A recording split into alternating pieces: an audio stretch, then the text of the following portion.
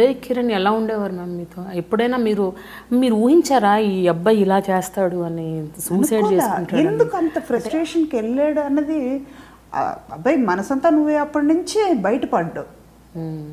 చాలా క్వైట్గా ఉంటాడు, చాలా ఎమోషనల్గా ఉండేవాడు పిల్లోడు. ఓకే. వాళ్ళ మదర్ కూడా అంతే. మనీ పక్కన పెట్టేయండి, వాళ్ళ మదర్ కూడా ఎలాగంటే మన ఫ్యామిలీలో మనం ఒక క్లోజ్ రిలేషన్షిప్ ఉంటే ఎలా మాట్లాడుకుంటామో అలా మాట్లాడుకునేవాళ్ళు.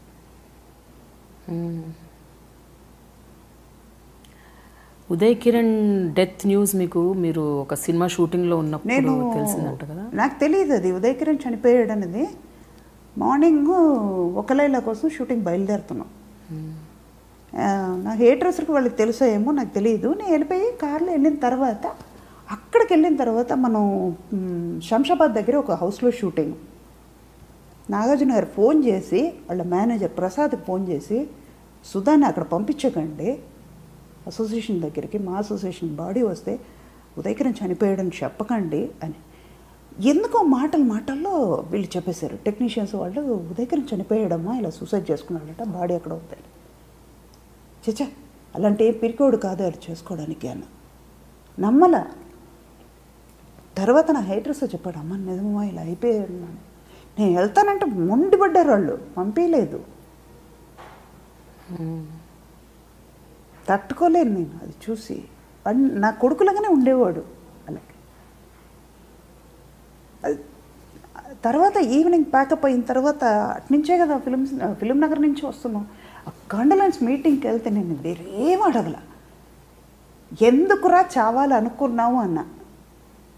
ఎందుకు అని అడిగితే చావు అనేది వెనక వెళ్ళిపోయి ఉండేది కదా. కష్టాలు అన్నది అందరికీ వస్తుంది, అందులో నుంచి బయటపడాలి. దానికి దారి ఎన్నో ఉన్నాయి. ఇప్పుడు ఒక కొయ్యి ఉంది, గుంట ఉంది అంటే మనం దాటుకుంటే వెళ్ళిపోతున్నాం కదా, పడిపోవాలని పడిపోం కదా. పడ్డామంటే మనం నడవలేమా? చిన్నప్పుడు ఎన్నోసార్లు మనం సైకిల్ నేర్చుకుంటాం, నడిచేటప్పుడే పడిపోతున్నారు పిల్లలు, పడిపోయి మళ్ళీ లేస్తున్నారు కదా. అదే కదా లైఫ్ కూడా. ఎందుకు చేసుకున్నాడు అని అనిపించింది. అది సౌందర్యది కూడా. సౌందర్యది మర్నాడు నర్దనశాల షూటింగ్ ఉంది.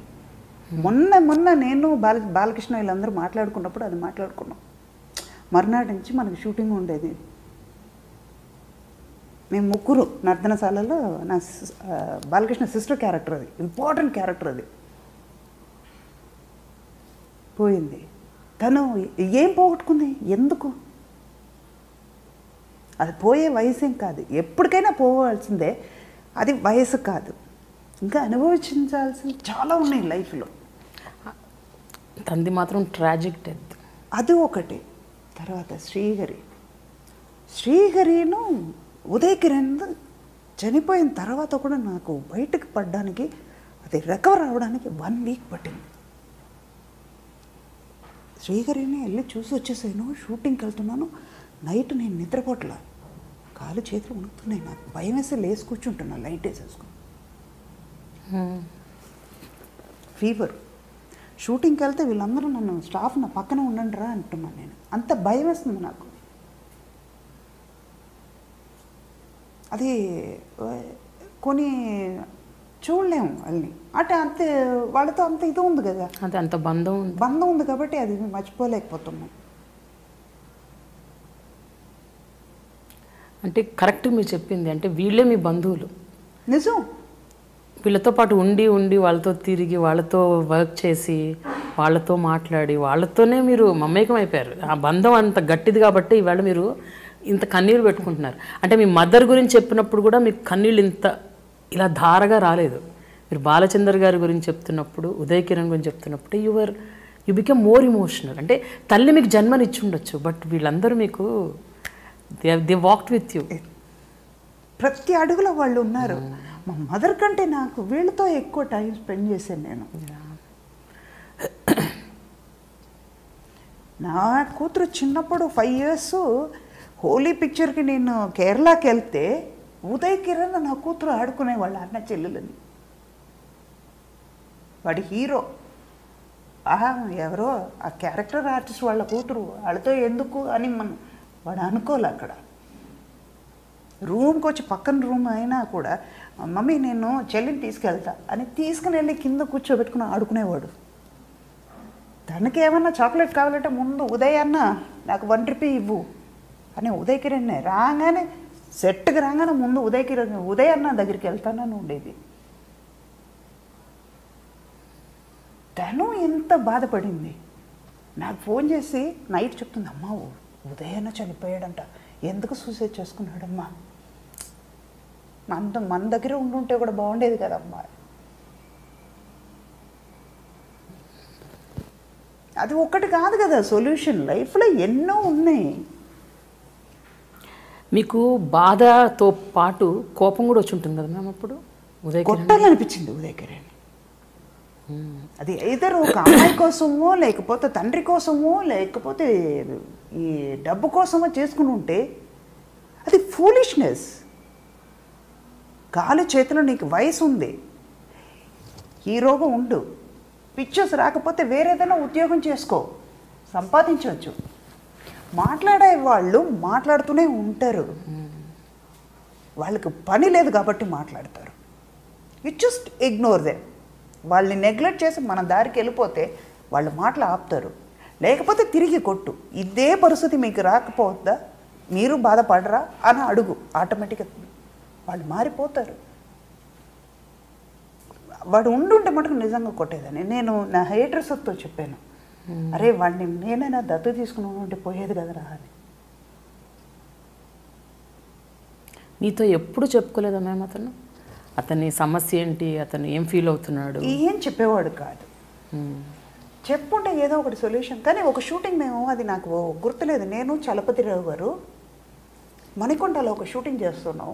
రూమ్కి వచ్చి లిటరల్లీ మేమిద్దరు కూర్చుని ఉంటే ఆ పెళ్ళి ఆగిపోయింది కదా, తర్వాత అది నీ పేరు చెప్పదలుచుకోలేదు, ఆ పెళ్ళి ఆగిన తర్వాత వాళ్ళంతా బాధలో ఉన్నారు, వాడు మదర్ చనిపోయారు, అవన్నీ అదంతా దిగమింగుకుని ఆ పిల్లోడు ఉన్నాడు. వచ్చి మోకాలు ఇలా కట్టుకుని కింద కూర్చుని అమ్మాని పిలవనా అని కట్టుకుని ఏడుస్తున్నాడు వాడు.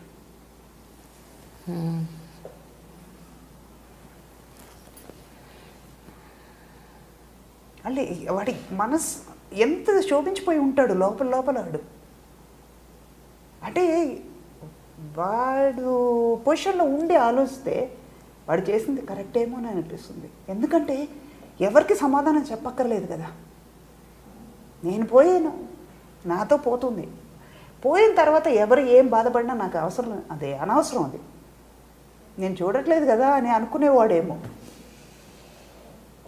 కానీ అది కొన్ని వీళ్ళు మాత్రం నాకు, మిగతా వాళ్ళు ఎంతోమంది మన పోస్టర్స్ పోతూనే ఉన్నారు, అవన్నీ పెద్దగా నాకు ఇంపాక్ట్ పడలేదు. బట్ ఇది బాగా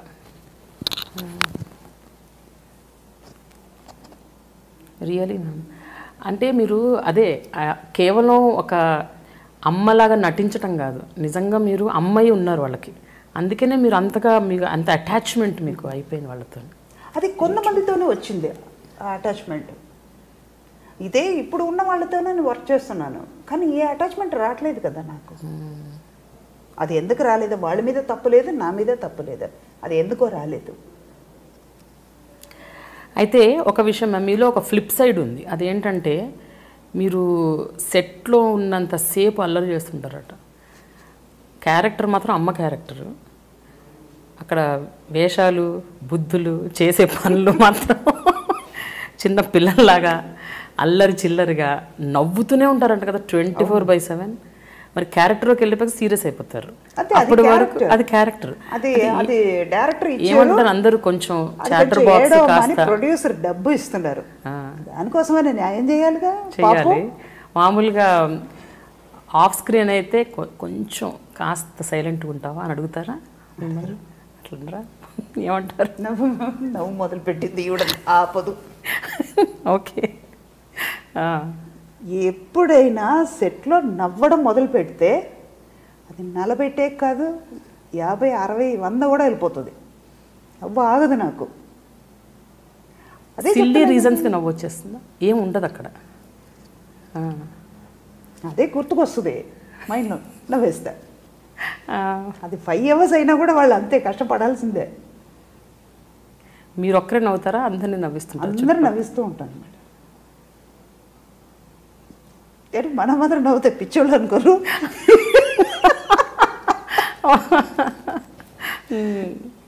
so you are very jolly, totally electrifying, energetic. అంటే మనతో మాత్రం మనం మాత్రం ఛార్జ్ పెట్టుకుంటే ఎలాగా? ఈ ఛార్జ్ అందరితో స్ప్రెడ్ చేస్తేనే కదా అందరూ అలర్టుకుంటారు కదా. Correct correct right. ఇప్పుడు ఒక ప్రొఫెషన్ మన ఈ సెట్లో ఉన్నాం, ఒక 10 మంది ఉన్నాయి, ఎవరికి వాళ్ళ టెన్షన్ ఉంది, వాళ్ళ ప్రాబ్లం వాళ్ళే సాల్వ్ చేసుకోవాలి. ఉన్న 10 నిమిషాలు ఎందుకు ఏడుస్తూ మొహమ్మని పెట్టుకొని ఆ 10 నిమిషాలైనా మర్చిపోతాం కదా. ఎందుకు ఉంది ఆ టెన్షన్, అక్కడికి వెళ్ళిన తర్వాత మనం చూడాల్సిందే. ఇంటికి వెళ్ళిన తర్వాత ఆ బాధలు ఉన్నాయి, అది పోదు. నువ్వు ఇక్కడ బాధపడ్డది ఇక్కడ కూడా బాధపడి అక్కడ బాధపడి ఎందుకు? అదంతా బ్యాటరీ ఛార్జ్ అవుతూ ఉంటుంది కదా, మర్చిపో. మీరు హిందీ సినిమాల్లో ఎన్ని సినిమాలు చేశారు? 2 చేశాను.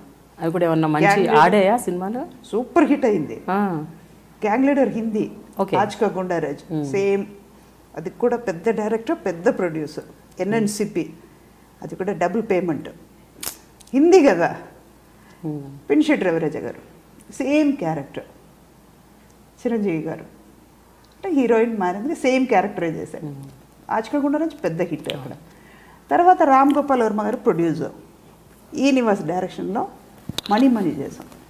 మణియా? ఓకే. ట్వింకిల్ కన్నా మాధవ్, భరణి గారు, నేను. అది ఏంటంటే నాకు తెలుగు ఎప్పుడు ఒకప్పుడు అక్షరం ఒక్క రాదు, అలాగే హిందీ. నేను హిందీ మాట్లాడడం మొదలు పెడితే హిందీ వాళ్ళు వచ్చి దండం పెట్టేది, అమ్మ దయచేసి నువ్వు మాట్లాడకు అనే హిందీ అది. అందుకే నేను హిందీ నేర్చుకోలే. అక్కడికి వెళ్ళిన తర్వాత అది కూడా ఎలా మార్చారంటే నా వల్ల నేను హిందీ మాట్లాడలేను కానీ తెలుగు మిక్స్డ్గా మాట్లాడుతూ ఉంటాను అనమాట. ఎట్లా చెప్పండి ఒకసారి.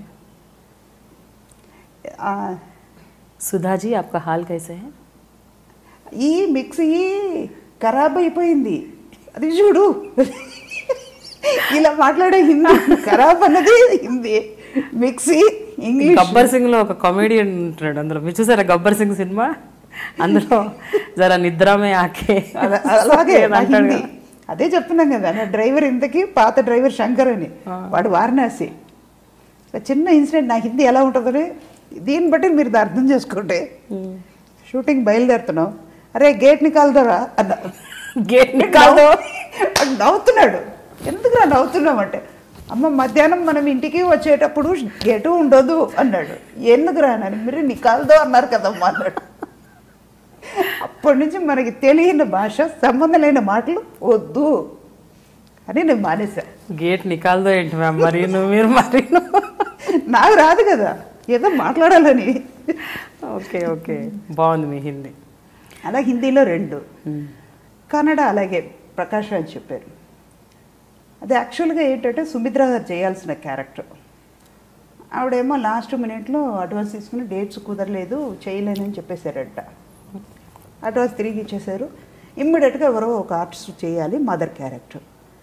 రాజ్ కుమార్ సనిల్ రామ్ కుమార్ది తను, అది కూడా మంచి క్యారెక్టర్. అది చేయాలి ఎవరు అంటే వెంటనే ప్రకాష్ రాజ్ నేను చేస్తూ ఉన్నాం. ప్రకాష్ రాజ్ ఆ డైరెక్టర్ ముందు పిక్చర్ చేసినట్టున్నారు. తనకి ఫోన్ చేసి అడిగారంట.